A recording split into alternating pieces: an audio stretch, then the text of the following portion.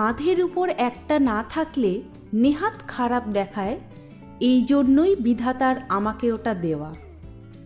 মাথা কেবল শোভার জন্য, ব্যবহারের জন্য নয়।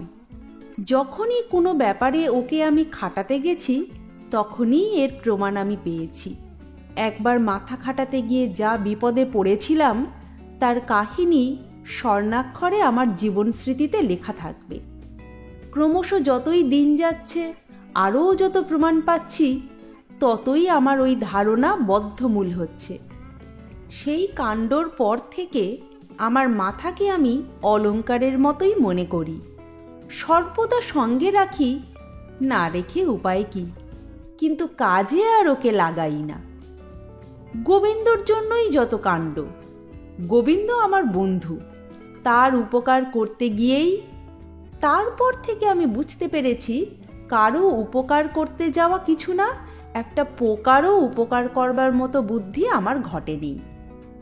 গোবিন্দ কিছুদিন থেকে হঠাৎ ম্রিয়মাণ হয়ে উঠেছে, কারণ আন্দাজ করা কঠিন। রোজ বিকেলে বালিগঞ্জে লেকের ধারে বেড়াতে যায়।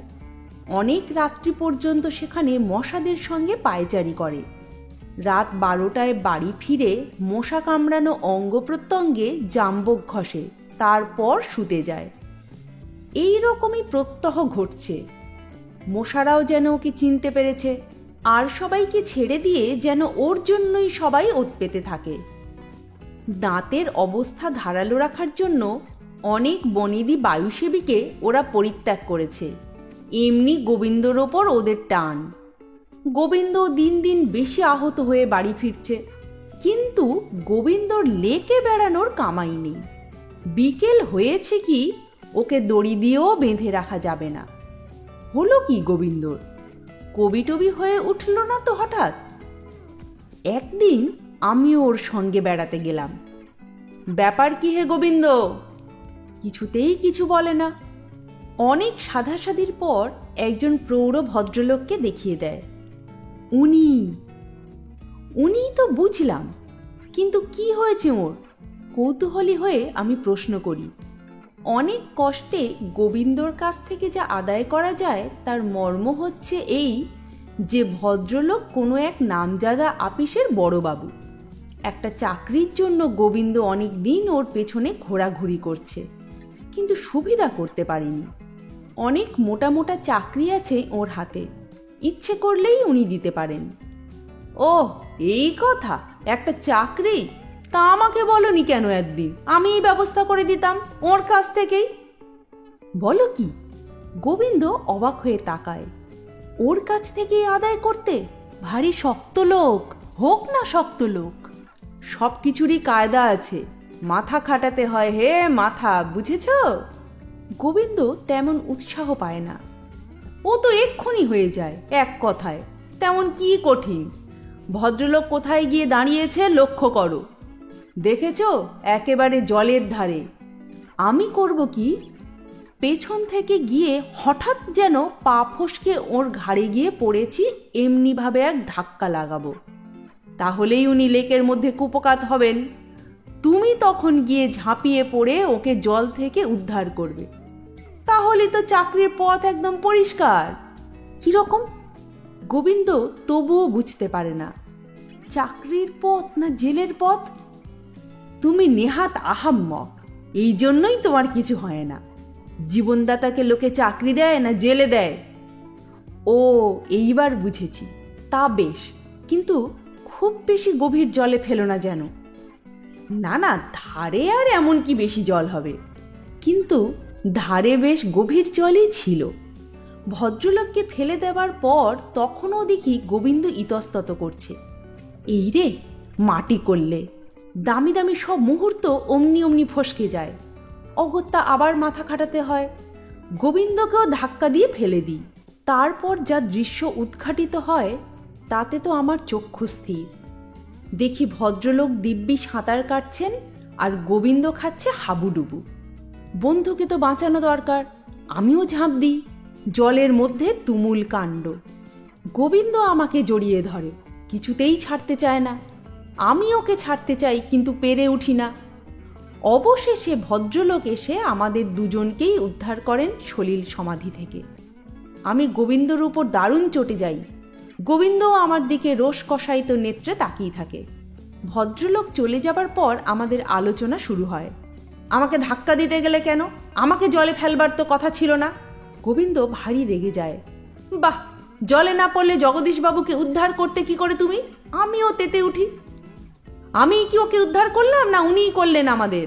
তুমি ওকে করতে দিলে, তার আমি কি করব? আমি ওকে বোঝাতে চাই এরকমটা যে হবে আমার আইডিয়াই ছিল না। এতক্ষণে গোবিন্দ একটু নরম হয়। আমি সাঁতার জানি না যে। এরপর বিরক্ত হয়ে আমি পুরী চলে এলাম। যা নাকানি চোবানিটা লেকে হলো, ওরকম জল পরিবর্তনের পর বায়ু পরিবর্তন দরকার। গোবিন্দও এলো আমার সঙ্গে। সমুদ্রের ধারে বালির উপর বেড়াতে বেড়াতে একদিন অকস্মাৎ গোবিন্দ অঙ্গুলি নির্দেশ করে। ওই ওই, সঙ্গে সঙ্গে সে লাফিয়ে ওঠে। কি কি তিমি মাছ নাকি? অত দূরে নয়, ওই যে সেই ভদ্রলোক জগদীশবাবু। তাই তো বটে, তিনিও তাহলে হাওয়া খেতে এসেছেন। চাকরিটা ফসকালো কেবল তোমার জন্যই।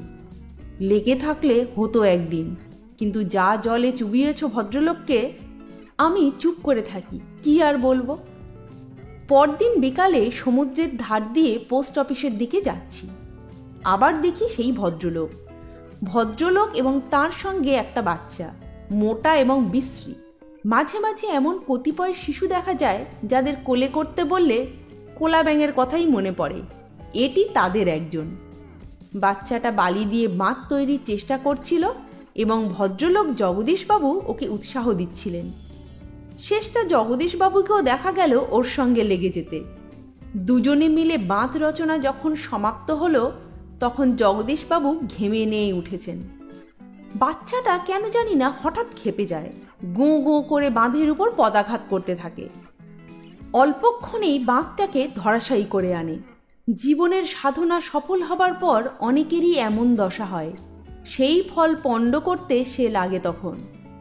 জগদীশবাবু পকেট থেকে বিস্কুট বার করে ওকে দেন, তারপরে সে ঠান্ডা হয়। এই পর্যন্ত দেখে আমি পোস্ট অফিসে চলে গেছি। যখন ফিরলাম তখন বেলা আরও পড়ে এসেছে। ভগ্ন বাঁধের ধারে একাকী সেই ছেলেটি, কিন্তু জগদীশবাবুর চিহ্ন মাত্র নেই কোথাও।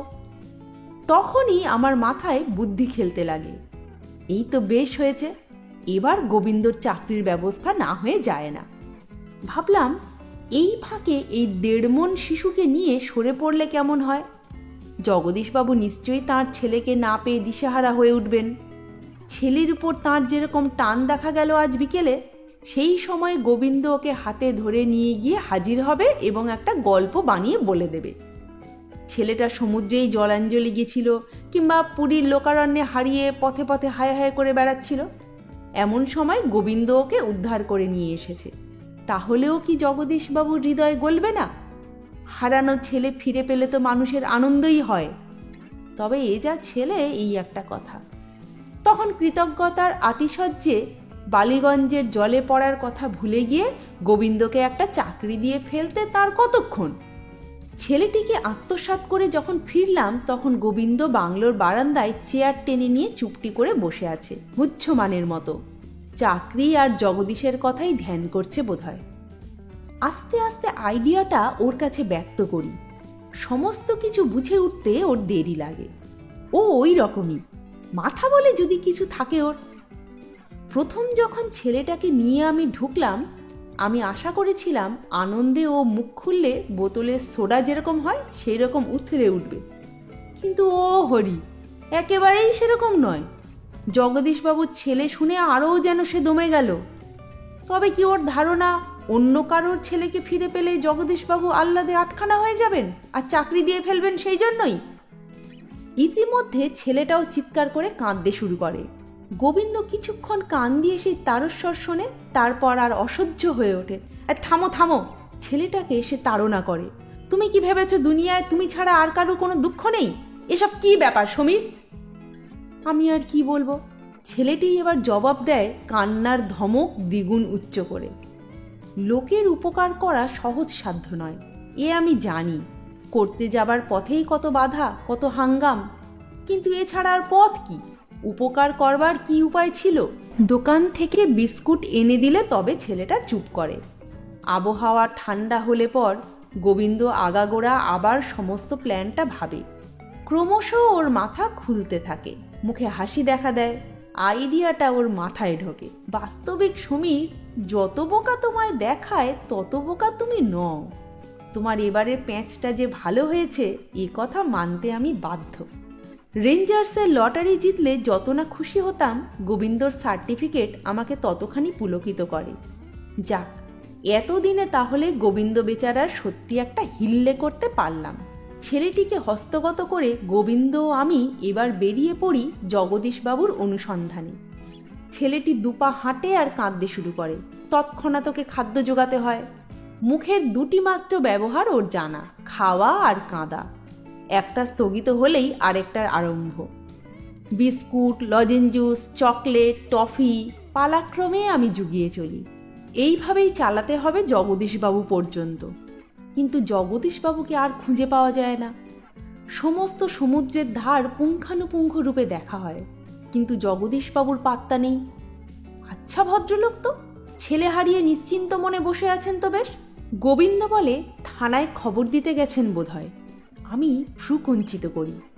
ক্রমশ গম্ভীর হয়ে উঠছে ও। এবার দেখছি জেলেই যেতে হলো তোমার জন্য, ছেলে চুরির দায়ে। ছেলে চুরি করলে কমাস জেল হয় তোমার জানা আছে? আমি চুপ করে থাকি। ক মাস কি ক বছর কে জানে।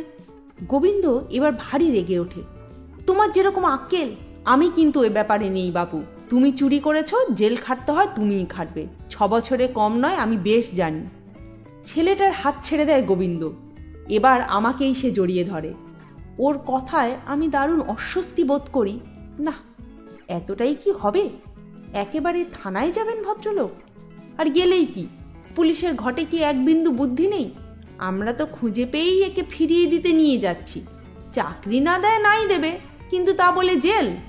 না, ছেলের উদ্ধারকর্তার উপর কোনো ভদ্রলোকই অত নিষ্ঠুর হতে পারে না। সমুদ্রের ধারে একজনের কাছে খবর পাই, স্বর্গদ্বারের কোথায় যেন থাকেন কি এক জগদীশবাবু। স্বর্গদ্বারেই ছুটতে হয়।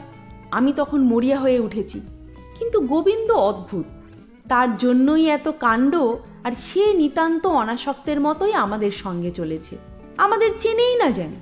অতি কষ্টে জগদীশবাবুর আস্তানা মেলে। প্রবল কড়া নাড়ার পর উনি নেমে আসেন, আলো হাতে নিজেই। এত রাত্রে তোমরা কে? হ্যাঁ, সবিনয়ে বলি, আগে সমস্ত পুরী খুঁজে তবে আপনার বাড়ি পেয়েছি মশাই। তা আমাকে এত খোঁজাখুঁজি কেন?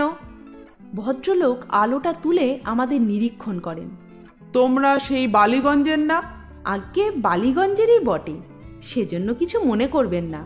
আপনি স্নেহপ্রবণ পিতা হয়েও এত অন্যমনস্ক প্রকৃতির হতে পারেন তা আমরা ঘুণাক্ষরেও ভাবতে পারিনি। আপনার ছেলেকে যে সমুদ্রের ধারেই ফেলে এসেছেন তা বোধহয় আপনার স্মরণেও নেই। আপনার ছেলে এতক্ষণ সমুদ্রের গর্ভে ভেসে যেত। সত্যি কথা বলতে কি, একটা প্রকাণ্ড ঢেউ ওকে তাড়াও করেছিল। আমার এই বন্ধু নিজের জীবন বিপন্ন করে ওকে বাঁচিয়েছেন। এতক্ষণ আপনার ছেলে আমার বন্ধু দুজনেই হাঙর কুমিরের পেটে গিয়ে বেবাক হজম হয়ে যেত। কিন্তু আমার বন্ধু চ্যাম্পিয়ন সাঁতারু আর ভগবান সহৃদয়, এই দুয়েরই যোগাযোগে আজ আপনার ছেলের বহুমূল্য জীবন রক্ষা পেয়েছে। ভদ্রলোক এতক্ষণ অবাক হয়ে আমাদের বাক্যলাপ শুনছিলেন। এবার বাধা দিয়ে বললেন, আমার ছেলে? আমার ছেলে কাকে বলছো? এর মধ্যে কোনটি আমার ছেলে? আমি আকাশ থেকে পড়ি। কেন, এই দেবদূতের মতো স্বর্গীয় শিশুটি এ কি আপনার নয়? হ্যাঁ, একে দেখেছিলাম বটে আজ বিকেলে সমুদ্রের ধারে, বিস্কুটও খেতে দিয়েছি, কিন্তু একে তো আমি চিনি না। এই বলে সশব্দে আমাদের মুখের উপরই তিনি দরজাটা বন্ধ করে দেন। গোবিন্দ সেই বালির উপরই বসে পড়ে। সমীর, বরাতে কি শেষটা এই ছিল? কঠোর কারাদণ্ড এই করলে তুমি, মাথা খাটিয়ে? লেসন চ্যানেলে আজকে শুনলেন শিবরাম চক্রবর্তীর লেখা মাথা খাটানোর মুশকিল।